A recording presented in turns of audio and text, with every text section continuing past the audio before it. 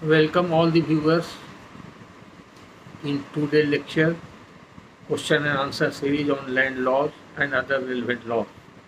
आप सभी श्रोताओं का आज के इस व्याख्यान में तो प्रश्नोत्तरी कार्यक्रम का चल रहा है, सभी का स्वागत है। सबसे पहला प्रश्न हम लेते हैं। सिद्धार्थ राज ये BHU से LLB पास स्टूडेंट हैं और जुडिशियल सर्विस की तैयारी कर रहे हैं। इन्होंने काफ़ी लंबा चौड़ा अपना प्रॉब्लम लिखा है व्हाट्सएप पर। उसका शॉर्ट में मैंने रिप्लाई भी दे दिया है और फिर भी आज उसको हम वीडियो में रिपीट कर रहे हैं। इनका मुख्य जो प्रॉब्लम है वो इनके ज़मीन से संबंधित है, जिस पर कि कई बार कार्रवाई पहले हुआ, लैंड इन्फोर्समेंट की कार्रवाई हुई, इनके पक्ष में हुआ, DCLR से इनके पक्ष में हो गया, फिर SDO के यहाँ केस चला, इनके पक्ष में हो गया, फिर हाई कोर्ट तक चला, वो भी इनके पक्ष में हो गया। SDO के यहाँ 133 का मुकदमा चला, तो वो डिसमिस कर दिया SDO साहब ने, और DCLR ने भी कह दिया कि इन्फोर्समेंट नहीं चलेगा, इनका मकान उसी पर बना हुआ है। जो व्यक्ति इनका विरोधी व्यक्ति है वो आवेदन देता था कि ये ज़मीन है, गैर मजरूआ ज़मीन है, रास्ता की ज़मीन है और उस पर ही मकान बना लिए, लेकिन इनका अपना प्लॉट में वो रास्ता का ज़मीन का कुछ अंश मिला हुआ है, मिल करके मकान बना हुआ है। अब मकान पुराना है, लगभग 60 साल से ज़्यादा का मकान बना। तो इस सब को समझते हुए अंचल अधिकारी और DCLR SDO सभी ने इनके पक्ष में आदेश पारित किया, और 133 के आदेश के खिलाफ जब क्रिमिनल रिवीजन हुआ पटना हाई कोर्ट में, तो उस समय जो तत्कालीन जज थे M. इकबाल साहब, उनका आदेश आया, रिवीजन खारिज हो गया। उन्होंने कहा कि SDO के आदेश में कोई गलती नहीं है। इस प्रकार से इनका दावा जो था मकान पर कि 60 वर्षों से है, वो माना गया, और ये पब्लिक लैंड नहीं है, इसलिए इन्फोर्समेंट एक्ट के तहत इसको नहीं तोड़ा जा सकता है। अब इनका कहना है कि फिर दोबारे इनके ऊपर कार्रवाई कर रहे हैं, CO इसको नहीं मान रहे हैं, तो क्या करना चाहिए? तो आपके पास दो ही विकल्प है, या तो आप एडमिनिस्ट्रेटिव कैपेसिटी में CO के अगेंस्ट कंप्लेंट करें DM के यहाँ या चीफ सेक्रेटरी के यहाँ कि आपके विरोधी पार्टी के मेल में आकर के या पैसा के लोभ लालच में या पैरवी और दबाव में आकर के ये उन सब पुराने सभी आदेशों का अवहेलना करते हुए हमको तंग और परेशान कर रहे हैं और नाजायज़ तरीके से केस चला रहे हैं। ऐसा कंप्लेंट करें कि उनके ऊपर विभागीय कार्रवाई हो, तो शायद उससे डर करके वो छोड़ दें। लेकिन उससे अगर वो नहीं डरेगा तो आपका निदान नहीं होगा। इसलिए आपके पास एक ही विकल्प है, जो अभी नया केस लैंड इन्फोर्समेंट का स्टार्ट किया है अंचल अधिकारी ने, तो उस प्रोसीडिंग को ही क्वैश कराने के लिए डायरेक्ट आप हाई कोर्ट में रिट फाइल करें, और अगर वो संभव नहीं है तो आप सिविल कोर्ट में टाइटल सूट फाइल कर सकते हैं, डिक्लेरेशन ऑफ टाइटल और परमानेंट इंजंक्शन की सरकार को रोक दिया जाए कोई कार्रवाई करने से। ये आपका दो ही विकल्प है। इसलिए हमने आपको दिया था, व्हाट्सएप पर रिप्लाई भी दिया था कि अगर आप पक्का राय चाहते हैं तो सभी कागजात लेकर के आइए, समय दीजिए और लेकर के आइए, तो आपका जो समस्या का समाधान कैसे होगा उसका संपूर्ण समाधान आपको बताया जाएगा। फिर भी आपने कोई रिस्पॉन्स नहीं किया। आपने पूछा था कि समय पूछा था, तो भी हमने व्हाट्सएप पर जवाब दे दिया है। तो आप जब तक आप नहीं आते हैं तो यही मेरा रिप्लाई है। आप इस रिप्लाई से अगर संतुष्ट हैं तो आप वही कार्रवाई कीजिए, किसी वकील के पास जाइए, टाइटल सूट फाइल कीजिए, या हाई कोर्ट का ना हो तो हाई कोर्ट के वकील से रिट फाइल करवाइए। दूसरा प्रश्न है जाकिर शेख, नादिया जिला डिस्ट्रिक्ट है, नादिया वेस्ट बंगाल का, वहाँ से है। इनका एक मैटर है, वो प्रियम्पशन का मैटर है, हक सफ़ा का मैटर है। तो वहाँ का बंगाल प्रियम्पशन का कानून अलग है। बंगाल लैंड रिफॉर्म्स एक्ट के तहत वहाँ प्रियम्पशन का केस मुंसिफ कोर्ट में होता है। यहाँ पर खेती के ज़मीन का प्रियम्पशन का केस बिहार में DCLR के होता है, लेकिन वहाँ पर ये कानून दूसरा है। वहाँ सिविल केस के तरह, टाइटल सूट के तरह वहाँ मुंसिफ साहब का केस होता है। तो इन्होंने दो वसीका से, दो केवाला से अलग अलग ज़मीन खरीदा है और दोनों पर 2 केस इनको हो गया है। वो बगल वाला आदमी कहता है आरी में मेरा नाम है, उसने केस किया है, उसके बारे में ही जानना चाहते हैं। तो इनसे बहुत सारा व्हाट्सएप पर सवाल जवाब हुआ, और व्हाट्सएप पर वहाँ का केस का जो प्लेंट है उसका कॉपी एक केस का इन्होंने भेजा भी है। बाद में हमने इनसे नक्शा भी मांगा था तो उसको नक्शा भी इन्होंने भेजा है। फिर भी इनको हमने जवाब दे दिया था कि आप जो पूरा डिटेल और सब पूछते हैं सेल डीड वगैरह का, वो सब सेल डीड का डिटेल दीजिए। अगर बांग्ला में है तो हिंदी में ट्रांसलेट करा करके या अंग्रेजी में ट्रांसलेट करा करके उसका डीड का कॉपी भेजिए तो सही राय मिलेगा। और राय लेने का फीस जमा कर दीजिए अकाउंट में।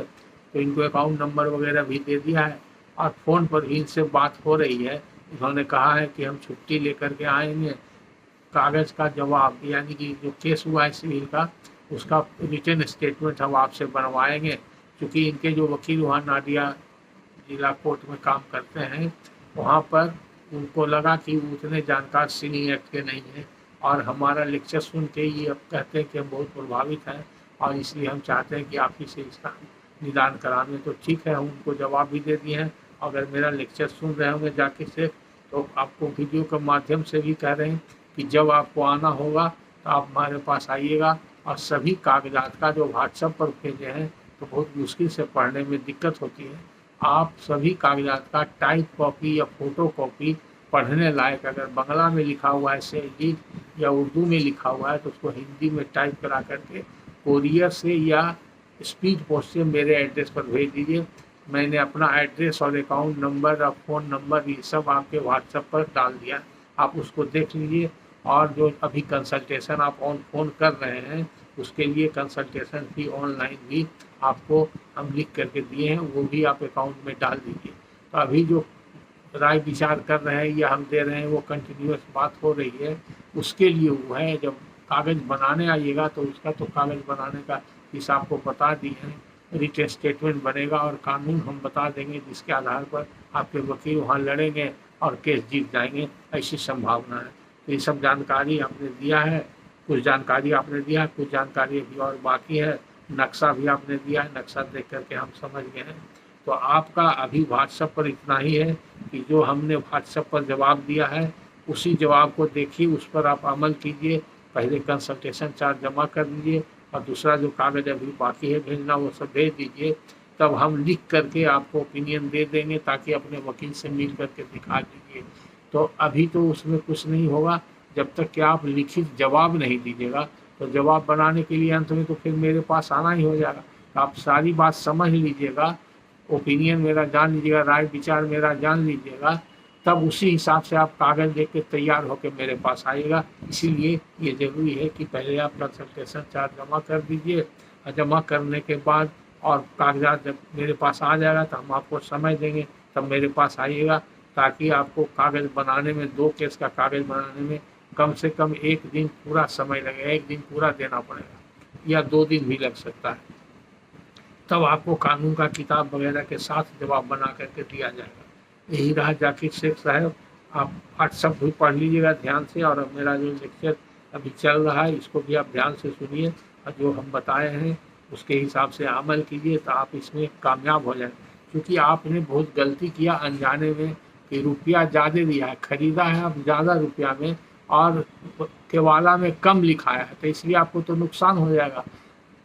जितना रुपया केवाला में है उतना ही रुपया आपको मिलेगा, कोर्ट के द्वारा कोर्ट में जमा उतना ही रुपया है, तो बाकी रुपये का आपको तो घाटा हो जाएगा।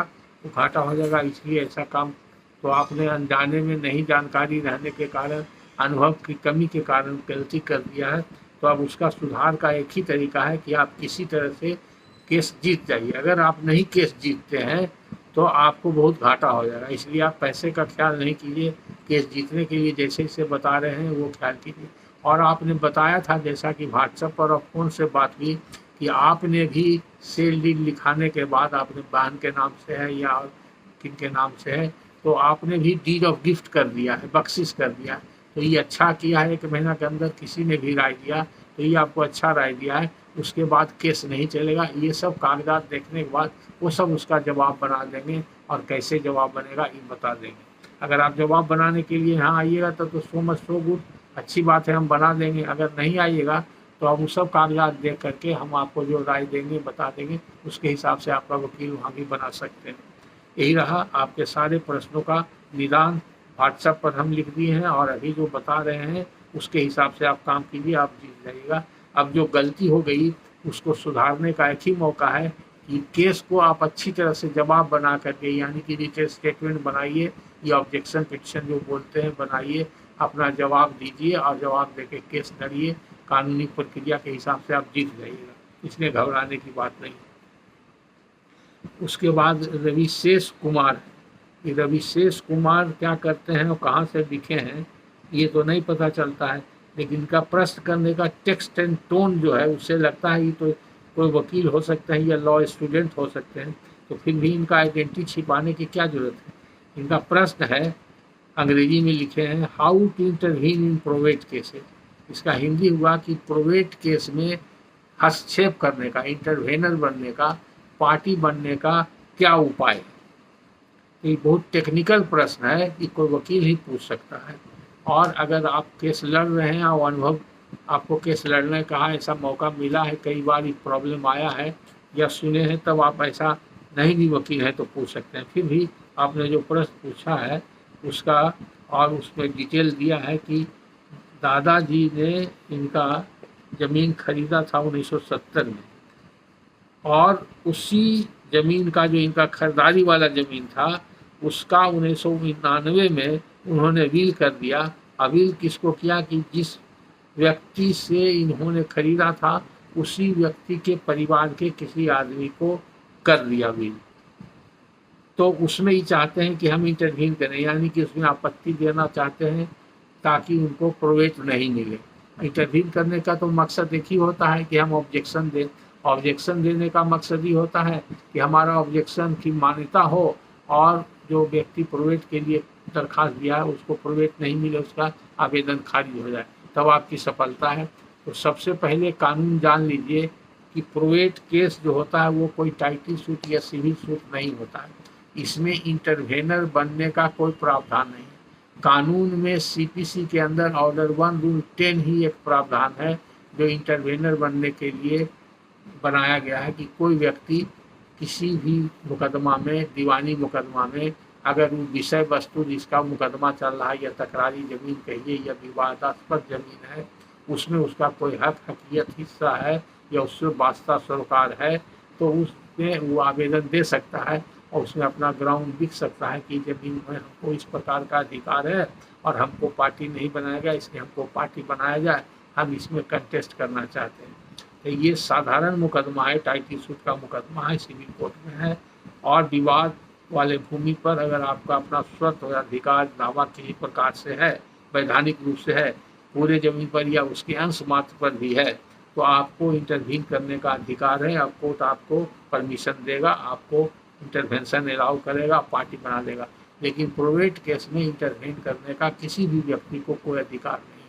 अगर उस जमीन में आपका हिस्सा है या किसी प्रकार से उसमें आपको हक पहुंच सकता है, ये दिखाने के लिए आपको ये देना पड़ेगा, उसको इंटरवेनर पिटिशन के बदले कैविएट बोलते हैं, कैविएट लॉज करना पड़ेगा। कैविएट का फॉर्म इंडियन सक्सेशन एक्ट में बना हुआ है। इसके बारे में और विशिष्ट जानकारी आपको लेना है तो इस पर मेरा प्रोवेट पर 6-7 लेक्चर है।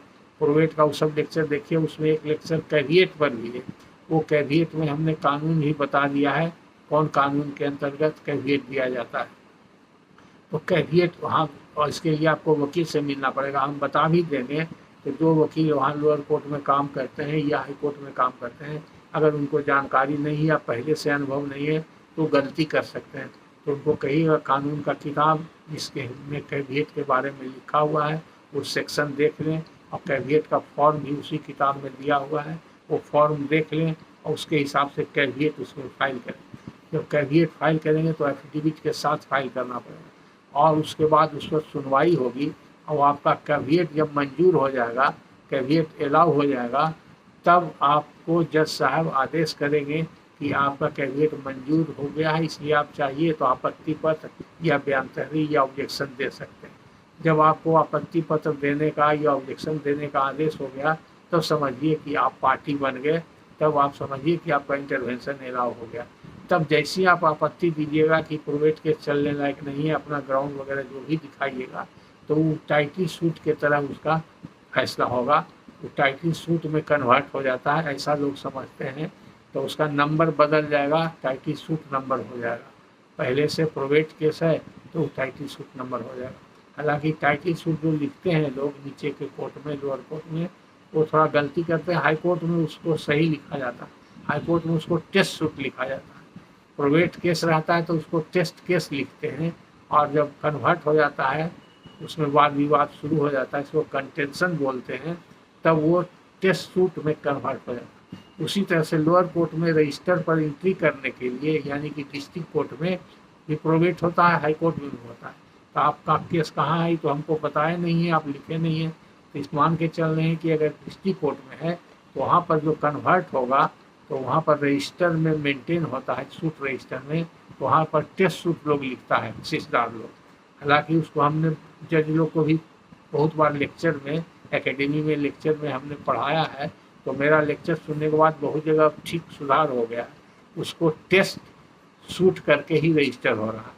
लेकिन टाइटल भी लोग बहुत लोग लिख रहे हैं, तो उसका निदान ये है कि टाइटल लिख के हम ब्रैकेट में टेस्ट लिख देंगे, टाइटल टेस्ट ब्रैकेट में सूट, तो टाइटल सूट का रजिस्टर में एंट्री हो जाएगा और पता चल जाएगा कि टेस्ट सूट है, ये प्योर टाइटल का केस नहीं है।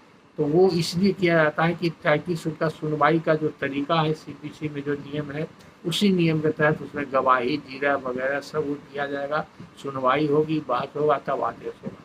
तो यही पूरा तरीका हो गया प्रोवेट केस में इंटरवेनर बनने का। आप इससे अगर समझ गए तो लाभ उठाइए, लेकिन ये सब चीज़ आप अपने वकील साहब से डिस्कस कीजिएगा। आपके वकील साहब अगर इसको जानते हैं तो अच्छी बात है, नहीं जानते हैं तो उनको प्रेरित कीजिएगा कि हमारा प्रोवेट पर जो वीडियो लेक्चर है, कैविएट पर वीडियो लेक्चर है, बहुत डिटेल में दिया हुआ है, कानून भी उसमें बताया हुआ है, वो सब देख लेंगे। जहाँ तक अभी आपके प्रश्न का उत्तर है तो वो पूरा संपूर्ण उत्तर हमने आपको दे दिया है। इस उत्तर के हिसाब से आप अपना आगे समस्या का निदान के लिए काम कर सकते हैं। उसके बाद का प्रश्न है काजल कुमारी बेगूसराय से। ये वही गर्ल स्टूडेंट है जो बराबर प्रश्न करती है, लेकिन लॉ से संबंधित प्रश्न करती है, इसलिए हमको अंदेशा था कि लॉ स्टूडेंट है, तो हमने पूछा था तो उसने जवाब व्हाट्सएप पर दिया है, अपना नाम भी बताया है, लेकिन उसने कहा है कि हमको इंटरेस्ट है, हम पूछते हैं प्रश्न, लेकिन हम लॉ स्टूडेंट नहीं हैं। फिर भी उन्होंने लॉ का ही प्रश्न पूछा है, बड़ा इम्पोर्टेंट प्रश्न पूछा है। इनका प्रश्न क्या है ये सुन लीजिए। प्रश्न है इनका यूसुफ्रक्चरी मॉर्गेज से संबंधित है। इनका कहना है कि यूसुफ्रक्चरी मॉर्गेज है तो उसमें 7 साल में मनी लेंडर्स एक्ट के सेक्शन 12 के अंतर्गत कार्रवाई हो सकता है कि नहीं हो सकता, और उसमें मॉर्गेजी का उसका उपयोग मॉर्गेजी कर सकता है कि नहीं कर सकता, क्योंकि जिसके बारे में पूछ रहे हैं वो जो है 8 साल पुराना डील है, यानी कि यूसुफ्रक्चरी मॉर्गेज जिसके बारे में पहले ही बताए हैं। यूसुफ्रक्चरी मॉर्गेज का मतलब होता है इजारा दखली या रेहन दखली, ऐसा बंधक का कागज जिसमें कि बंधकदार को कब्जा दखल जमीन पर दे दिया जाए, उसको इजारा दखली बोलते हैं। तो इजारा दखली में जब तक के रुपया नहीं देगा इजारा करने वाला यानी कि मॉर्गेजर, तब तक जो इजारेदार है यानी कि मॉर्गेजी, वो कब्जा उसका बरकरार रहेगा। इजारा छुड़ाने का है, पिछला लेक्चर में बताए थे, इसी काजल का ही पूछा हुआ था, उसी को बताए थे कि इजारा का रुपया वो देगा तो इजारा का रुपया ले करके वो कब्जा वापस कर देगा, कागज वापस कर देगा, तो इसको छुड़ाने का अधिकार बोलते हैं, राइट ऑफ रिडम्पशन। लेकिन अगर मनी लेंडर्स एक्ट का प्रावधान जब आया था 74 में बना मनी लेंडर्स एक्ट, तो उसमें एक प्रावधान बनाया गया खेती की ज़मीन के लिए, बाकी जो नॉन एग्रीकल्चर लैंड है उसमें लागू नहीं होता, यानी कि किसानों को लाभ पहुंचाने के लिए ये एक्ट बनाया गया था। खेती की ज़मीन अगर यूसुफ्रक्चरी मॉर्गेज है और 7 साल तक मॉर्गेजी का कब्जा है, तो 7 साल जैसी पूरा हो जाएगा तो वो माना जाएगा कि वो मॉर्गेज मनी यानी कि जो रुपया दिया है मॉर्गेजी ने मॉर्गेजर को, उसको मॉर्गेज मनी बोलते हैं, इजारा मनी बोलते हैं। मॉर्गेज मनी जो है वो वसूल हो गया अपने आप, कानून में माना जाएगा, by virtue of legal fiction, कानून के अंदर उसकी मान्यता निर्धारित कर दी गई कि वसूल हो गया। तो जब रुपया वसूल हो गया तो उसके बाद क्या होगा, तब जो मॉर्गेजी है उसको ज़मीन छोड़ देना पड़ेगा और उसको कागज़ वापस लौटा देना पड़ेगा, कब्जा लौटा देना पड़ेगा। तो इसीलिए जो व्यक्ति किसान है और अपना खेती का ज़मीन इजारा किया है और 7 साल से हो गया, ज़्यादा इजारा का हो गया, तो जिस दिन 7 साल पूरा होगा उसके कल होकर के उसको अधिकार है सेक्शन 12 का उपयोग करने का। उसके लिए मनी लेंडर्स एक्ट और रूल बना हुआ है। उस रूल में फॉर्म बना हुआ है LC 13 लैंड सीलिंग का फॉर्म उसमें बना हुआ है न, ML 13 मनी लेंडर्स एक्ट का फॉर्म 13 बना हुआ है। उसी फॉर्म में मनी लेंडर्स एक्ट के फॉर्म में वो बाजार में भी बिकता है फॉर्म मनी लेंडर्स एक्ट का, उसी फॉर्म में भर के और DCLR के यहाँ देना पड़ता है और DCLR उसमें नोटिस करेगा, सुनवाई होगी, ये पाया जाएगा कि हाँ 7 साल हो गया है तो उसको आदेश हो जाएगा कि आप उसको कब्जा दखल दे दीजिए और कागज वापस कर दीजिए और फैसला कर देगा कि नहीं दीजिए। तो इसका उपयोग जो है मॉर्गेजर कर सकता है। आपने पूछा है काजल जी कि मॉर्गेजी कर सकता है कि मॉर्गेजी इसका उपयोग नहीं कर सकता, ये मॉर्गेजी के खिलाफ है। इसलिए ये कानून बनाया गया था कि जो लोग इजारा पट्टा पर ज़मीन लेते हैं, पैसा सूद पर लगाते हैं महाजन लोग, तो महाजन लोग जो आदमी गरज में अपने मुसीबत में किसी खास परिस्थिति में प्राइवेट मनी लेंडर से कर्जा लेता है तो उसको बहुत ज़्यादा लोग सूद लेता है, तंग करता है, ज़मीन उसका नीलाम करा लेता है, हड़प लेता है। तो इन लोग को बचाने के लिए ही मनी लेंडर्स एक्ट बना था। तो पहले पुराना मनी लेंडर्स एक्ट था 1939 का, उसके तहत तो और बहुत कड़ा प्रावधान था, तो उसको हटा करके नया मनी लेंडर्स एक्ट बनाया गया 1974 में और उसमें इजारा के बारे में स्पेशल प्रावधान बनाया गया। तो मॉर्गेजर के फ़ायदा के लिए बनाया गया। तब इसका क्या हुआ, दुरुपयोग होने लगा। दुरुपयोग कैसे होने लगा कि जैसे बहुत से गांव देहात में छोटे छोटे लोग हैं, छोटे किसान भी है या और मेहनत मजदूरी करने वाले लोग हैं, उनके पास 10-5 हज़ार रुपया जमा है, तो वो जमा रुपया से कोई रोजगार नहीं करते हैं तो उसको सूद पर लगाने लगे। या किसी का 1 कट्ठा 2 कट्ठा 1 भूत 4 भूत ज़मीन अगल बगल में है तो वो इजारा पर ले लिया, उससे जोत कोड़ करके उसके ऊपर से लाभ उठाए। तो बहुत से छोटे छोटे लोग, किसान लोग या छोटे ज़मीन धारक लोग भी इजारा पर, दखली इजारा पर ज़मीन लेने लगे। तब उनको नुकसान होने लगा। वो बेचारा खुद गरीब आदमी था, किसी तरह से जुगाड़ करके 10-5 हज़ार रुपया इजारा में अपना इन्वेस्ट किया, यानी कि वो अपना पूंजी लगाया फ़ायदे के लिए। या तो अगर वो सूद लेगा, इजारा दखली नहीं है, इजारा सूदी है तो सूद मिलेगा, तो उस रुपया का लाभ मिलेगा जो महाजन को चाहिए, मनी लेंडर को चाहिए। और अगर वो सूद नहीं लेगा, दखल ले लेगा ज़मीन का, तो उससे ऊपर से उसको लाभ मिलेगा। तो उसको रुपया घर में ऐसे रखा रहता तो लाभ नहीं मिलता। और बैंक में रुपया जमा नहीं किया, छोटा किसान है, छोटा आदमी है, छोटा रोजगार करने वाला है, गांव देहात में रहने वाला है, पहले इतना अवेयरनेस नहीं था लोगों में, इतना खाता भी नहीं खुलता था, दिक्कत। ये तो जनधन खाता खुलने के बाद मोदी जी ने जो प्रावधान बनाया, तब हर कोई आदमी जीरो बैलेंस पर ही खाता खुलवा। पहले तो खाता खुलना ही मुश्किल है, साधारण आदमी तो बैंक के दरवाजा तक जाता भी नहीं था। तो इसलिए वैसे व्यक्ति को लाभ पहुंचाने के लिए सेक्शन 12 मनी लेंडर्स एक्ट बनाया गया कि जो व्यक्ति के पास 2.5 एकड़ सिंचित जमीन और 5 एकड़ असिंचित जमीन से कम जमीन है और अगर वो मॉर्गेजी है, वो इजारा लेता है, तो उसका रुपया इसमें नहीं सटेगा। वो अपवाद में एक अलग कानून बनाया गया, वो बनाया गया डेट रिलीफ एक्ट बनाया गया। और इसमें भी बाद में रूलिंग आ गया मनी लेंडर्स एक्ट में। तो ये मॉर्गेजी कब फ़ायदा उठाएगा, अगर मॉर्गेजी वो कहेगा कि 7 वर्षा कानून हमरे ऊपर लागू नहीं होता है, तो इसके लिए उसको कहना पड़ेगा कि हम लघु किसान हैं, हमारे पास सिंचित ज़मीन 2.5 एकड़ से कम है और असिंचित ज़मीन जो है 5 एकड़ से कम है, इसलिए हमारे ऊपर मनी लेंडर्स एक्ट का प्रावधान सेक्शन 12 लागू नहीं होता है और 7 साल में मेरा रुपया नहीं सटबट हो जाएगा, नहीं हमको रुपया देना पड़ेगा। तो वो आदमी कब्जा नहीं छोड़ेगा जब तक कि उसको रुपया वापस। तो इसलिए इसको फ़ायदा उठाने के लिए उसको प्रमाणित करना पड़ेगा हम लघु किसान हैं, लघु कृषक हैं। तो इसलिए दोनों को इससे फ़ायदा हुआ। सचमुच में जो लघु कृषक है, जो बहुत छोटा व्यक्ति है और अपना कुछ लाभ के लिए, अपना आमदनी के लिए वो रुपया सूद पर लगाता है या इजारा पर रुपया लगाता है, तो उसका बचाने के लिए ये बनाया गया है। और बाकी जो बड़ा महाजन है या बड़ा किसान है, वो इजारा पर ज़मीन लेता है, तो वो उसका गरीब आदमी इजारा पर करता है, तो उसको 7 साल में छुटकारा दिलाने के लिए बनाया गया। तो दोनों इसमें लाभ उठा सकता है। तो जनरल मॉर्गेजी से लाभ नहीं उठा सकता है, मॉर्गेजी जो खास कैटेगरी में वो लाभ उठा सकता है। बल्कि जनरल मॉर्गेजर, गरीब मॉर्गेजर हो या अमीर मॉर्गेजर हो, वो सब इस 7 साल का लाभ उठा सकते हैं। इसके बाद का प्रश्न है अखिलेश यादव, ये कहाँ से इन्होंने लिखा है, क्या करते हैं, ऐसा इन्होंने नहीं लिखा है। अखिलेश यादव का पहला तो प्रश्न है कि जीरात और बकास्त में क्या फ़र्क है, और दूसरा इन्होंने लिखा है कि इस पर एक वीडियो बनाइए। तो पहले भी हमने लगता है इस प्रश्न का जवाब दिया है या किसी व्यक्ति ने पूछा था। तो जीरात और बकास्त का अंतर बता देते हैं, और इस पर वीडियो बनाने की आवश्यकता नहीं है, बहुत छोटा टॉपिक है। और बकास्त पर मेरा करीब 7 लेक्चर या 8 लेक्चर है, उससे ज़्यादा लेक्चर होगा। तो अगर आपको विशेष जानकारी है तो मेरा यूट्यूब पर जाके प्लेलिस्ट में खोजिए, बकास्त के ऊपर दीजिएगा, टॉपिक खोजिएगा बकास्त से, तो मिल जाएगा। वो सब लेक्चर सुनिए तो सारी जानकारी होगी। तो बकास्त और जीरात में कोई फ़र्क नहीं है। कानूनी रूप से थोड़ा सा फ़र्क है माने में।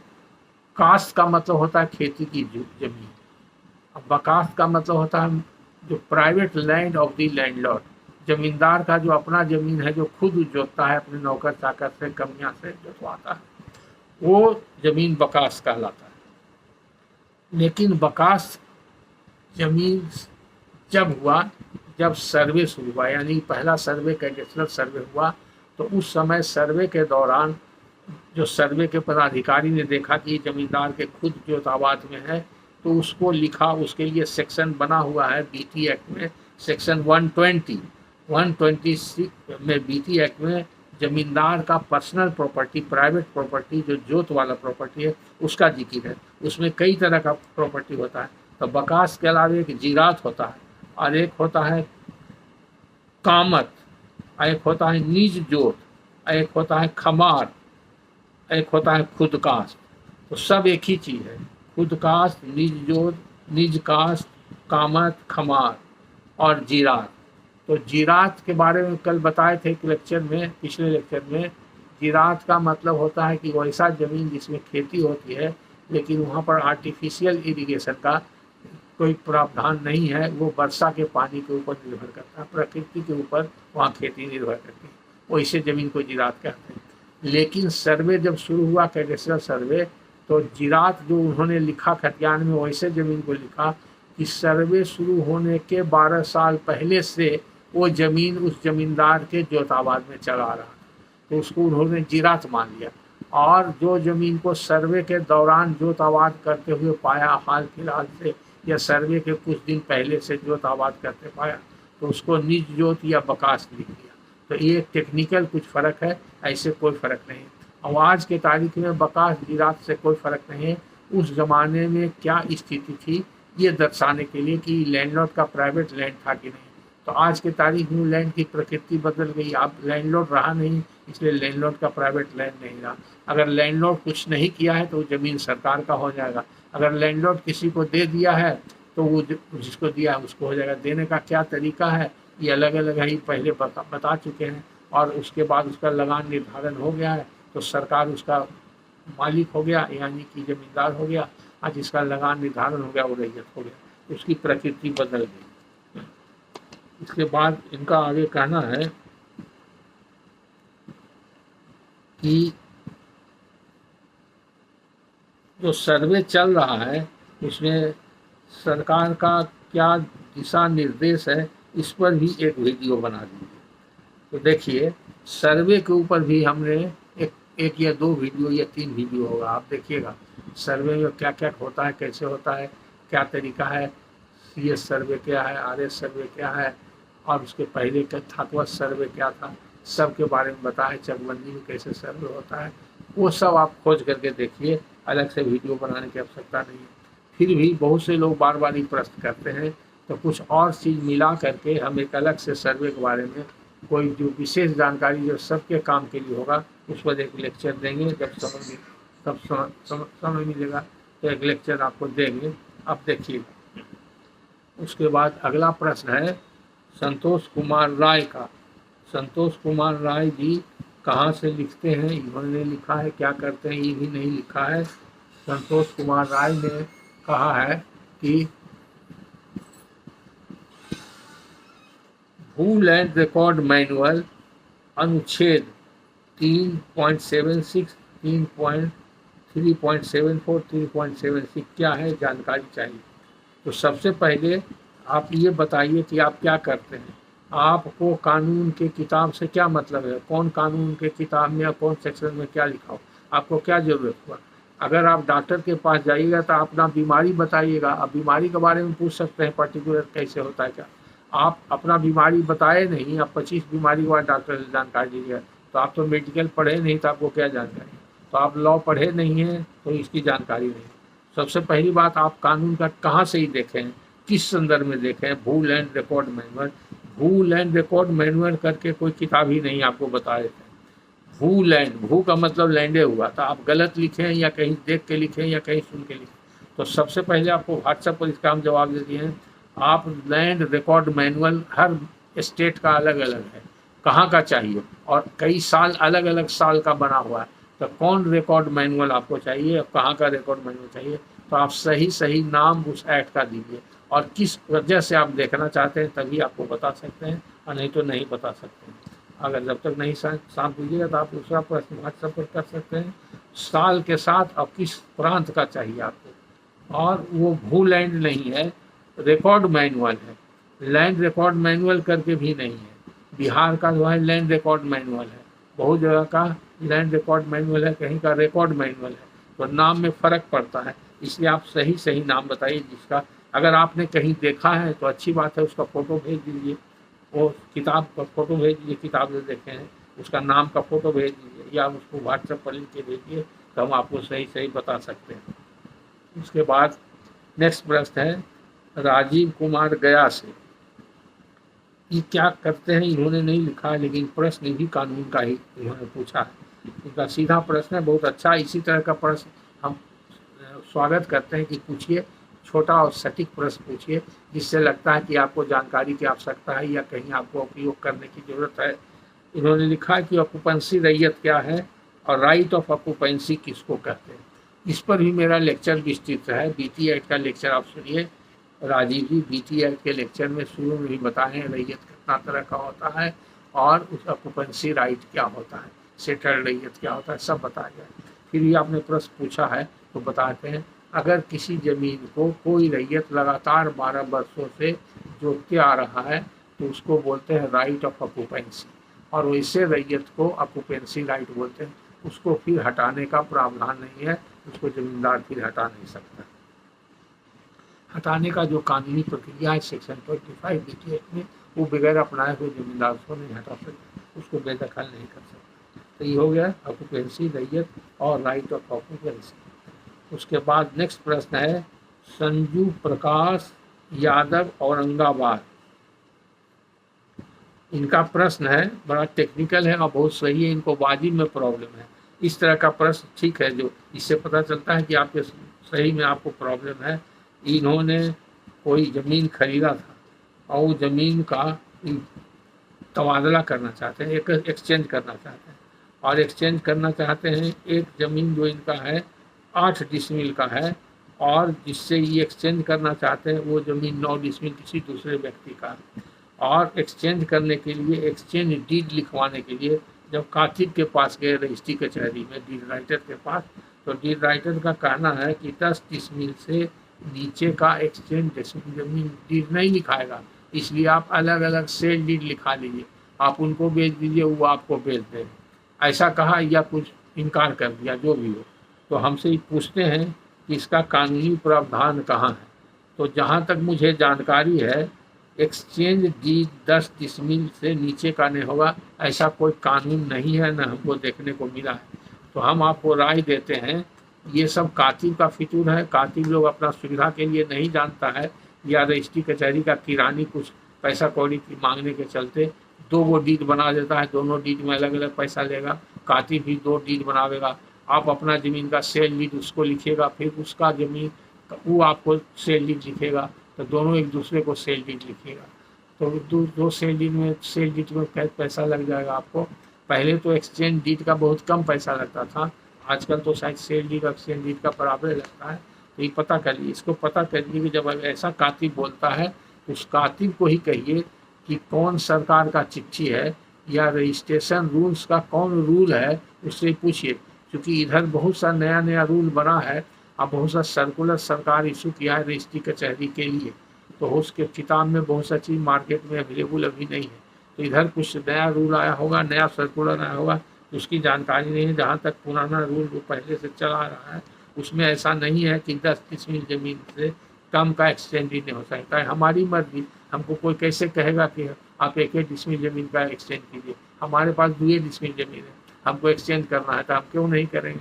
ऐसा अगर कानून है तो कानून गलत है, इसको कानून को तोड़ाने के लिए भी हाई कोर्ट में केस कर। तो सबसे पहले ये बता दीजिए कि वो कानून क्या है। अगर वो बताता है या आप एक्सचेंज डीड दाखिल कीजिए, उस पर वो ऑब्जेक्शन करेगा तो वो ऑब्जेक्शन के अगेंस्ट में आप कलेक्टर से मिलिए और कलेक्टर को दरख्वास्त दीजिए। या अगर आप जिला में सब डिवीजन में डॉक्यूमेंट प्रोड्यूस किए हैं सब डिवीजनल रजिस्ट्रार के यहाँ, तो डिस्ट्रिक्ट सब रजिस्ट्रार जो जिला में बैठता है उसके यहाँ आवेदन दीजिए। अगर वो नहीं सुनता है तो कलेक्टर के यहाँ दीजिए। कलेक्टर सबसे ऊपर अधिकारी होता है, वो जिला का रजिस्ट्रार माना जाता है, उसके यहाँ आवेदन दीजिए। वो पता कर लीजिए वहाँ के बड़ा बाबू छोटा बाबू जो रजिस्ट्री कचहरी में रहता है या कातिब से तक के कि कौन रूल या कौन चिट्ठी से ये 10 डिसमिल वाला नियम आया, हमको बता दीजिए, पता कर लीजिए।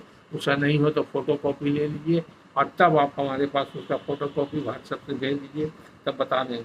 अगर सचमुच में कोई ऐसा रूल है और आपको कराना ज़रूरी है तो आप डीएम के यहाँ कंप्लेंट कीजिए, और उसके बाद डीएम के यहाँ से नहीं हुआ तो उसके बाद आईजी रजिस्ट्रेशन पटना में बैठता है, इसके यहाँ कंप्लेंट करना होगा, यहाँ से आपका निराकरण होगा। अगर यहाँ से भी नहीं होगा तब हाई कोर्ट में रिट फाइल करना होगा, तब आपका रजिस्ट्री हो जाएगा।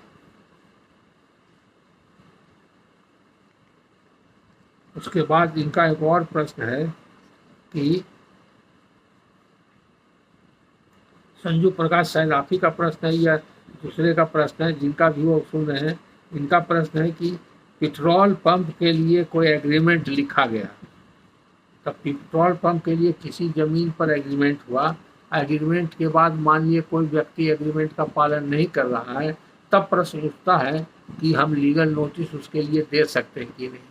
तो जो डिफ़ॉल्टिंग पार्टी है एग्रीमेंट में, जो एग्रीमेंट के हिसाब से काम नहीं करना चाहता है या नहीं कर रहा है या टाल बटाल कर रहा है, और दूसरा पार्टी है जो एग्रीमेंट पर काम करना चाहता है, तो उसको अधिकार है उसको लीगल नोटिस देने का। और इस लीगल नोटिस की पूरी मान्यता है, मान्यता नहीं होने का सवाल क्या है। लीगल नोटिस इस बात के लिए दिया जाता है कि हम एग्रीमेंट के मुताबिक अपना जो हमारा उत्तरदायित्व है उसको पालन करने के लिए हम तैयार हैं। आपको हम आगाह कर रहे हैं कि आप भी अपना उत्तरदायित्व का पालन कीजिए ताकि एग्रीमेंट का फुलफिलमेंट हो, एग्रीमेंट को एक्ट अपॉन किया जा सके, एग्रीमेंट का कार्यान्वयन हो और जिस उद्देश्य के लिए एग्रीमेंट किया गया है उस उद्देश्य की पूर्ति हो। इस तरह की एक वैधानिक सूचना है जो वकील के द्वारा दी जाती है, उसकी पूरी मान्यता है। और इस सूचना देने के लिए ज़रूरत यूँ होता है कि अगर सूचना देने के बाद अगला पार्टी आपके एग्रीमेंट के हिसाब से, सूचना के हिसाब से काम करने के लिए तैयार हो गया तो कोर्ट में जाने और केस करने की आवश्यकता नहीं रहेगी। अगर वो उसके बाद भी टाल बटाल करता है या इनकार करता है तो उससे आपको कोर्ट जाने का काउज ऑफ एक्शन बोलते हैं, उसको जहूर गुनाहगारी बोलते हैं, इसको बाद बिंदु बोलते हैं। आपको कोर्ट जाने का अधिकार प्राप्त हो जाता है, तब आप कोर्ट में जाके मुकदमा कर सकते हैं। अगर आप लीगल नोटिस नहीं देते हैं तो कोर्ट में एक प्रश्न खड़ा हो जाएगा, इसलिए कोर्ट लीगल नोटिस देना जरूरी है और उस लीगल नोटिस की पूरी मान्यता भी है। अब उसके बाद लास्ट क्वेश्चन है प्रभात कुमार का, इसके बाद हम क्वेश्चन नहीं लेंगे क्योंकि वीडियो लंबा हो जाता है, इसलिए अब सोचे हैं कि शॉर्ट वीडियो ही लिए बनाया जाएगा, कम ही क्वेश्चन का जवाब दिया जाएगा। प्रभात कुमार कहाँ से लिखते हैं और क्या करते हैं इन्होंने नहीं लिखा। प्रभात कुमार जी, इनका कहना है कि कोई सेल डीड है, कोई डॉक्यूमेंट जिसमें खाता नंबर गलती लिखा गया है, उसका सुधार कैसे होगा। He want to rectify wrong entry in खाता number written in the sale deed. तो देखिए प्रभात जी, जहाँ तक कानूनी प्रश्न है उसका सुधार करने के लिए फिर दूसरा डीड लिखना पड़ता है। उस डीड को बोलते हैं डीड ऑफ रेक्टिफिकेशन अंग्रेजी में, और सुधारनामा भी बोल सकते हैं या तिम्बानामा भी कातिब लोग उर्दू में पुराना कातिब लोग बोलते हैं, वो लिखा जाता था पहले। बीच में कुछ लोग कहने लगे कि नहीं आजकल नहीं लिखा जाता है, तो आप कातिब से मिलिएगा या रजिस्ट्री कचहरी के बड़ा बाबू से मिलिएगा कि हमको डीड ऑफ रेक्टिफिकेशन आजकल भी हो रहा है, होता है। लेकिन जितना रुपया पहले लगता था, पहले शुरू में 100 रुपया लगता था डीड ऑफ रेक्टिफिकेशन का स्टैम्प ड्यूटी, बाद में 1000 रुपया हो गया। लेकिन अभी आजकल सुनते हैं, वो सही सही नहीं बता सकते हैं, उसका रेट वहाँ रजिस्ट्री कचहरी में रहता है और कातिलों के पास रहता है। वहाँ पर आज जितना सेल डीड में आपका जो डीड जिसमें आप सुधार कराना चाहते हैं, उसमें जितना स्टाम्प लगा है उतना ही लगेगा। मान लिया आपका 1,00,000 रुपया का सेल डीड पर स्टाम्प लगा हुआ है और गलती सुधार कराना चाहिए तो फिर 1,00,000 का लगेगा। ऐसा हमको बताया गया है, इसको आप कंफर्म कर लीजिए। तो उसका उपाय यही है कि रेक्टिफिकेशन डीड। दूसरा क्या है, रेक्टिफिकेशन डीड आप कितना पुराना है आपका डीड, वो 1 ही साल के अंदर का आजकल करता है, पुराना डीड को नहीं करता है। और एक डीड में एक ही गलती है, उसी का सुधार होता है। तो एक गलती और 1 साल के अंतर्गत अगर आपका है और कोर्ट फीस नया जो बन गया है, नया लगता है, ज़्यादा कोर्ट फीस लगता है, आप देने के लिए तैयार हैं तो उसका सुधार हो जाएगा। लेकिन कानूनी प्रक्रिया में आप जान लीजिए कि खाता नंबर अगर गलत लिखा गया है तो उसका कोई वैल्यू नहीं है। प्लॉट नंबर और चौहद्दी आपका सही है कि नहीं, तो ऐसा कानून है कि अगर प्लॉट नंबर और चौहद्दी सही है तो खाता गलत भी है तो उसका कोई वैल्यू नहीं है, उसी खाता की ज़मीन मानी जाएगी। इसलिए घबराइए नहीं, अगर कहीं कोई केस मुकदमा हो जाएगा तो कोई दिक्कत नहीं होगा। अगर आपको ज़मीन बेचने की आवश्यकता होगी तो अगला वसीका जो आप लिखिएगा उसमें ये लिख दीजिएगा कि खाता नंबर गलती से 169 लिखा गया जबकि उसका खाता नंबर 69 है, जो भी है, तो उसमें आप एक्सप्लेन कर दीजिएगा तो वो ठीक हो जाएगा। तो यही रहा आज के सभी प्रश्नों का उत्तर। फिर अगले टॉपिक पर अगले प्रश्नों के उत्तर के लिए मिलेंगे। धन्यवाद।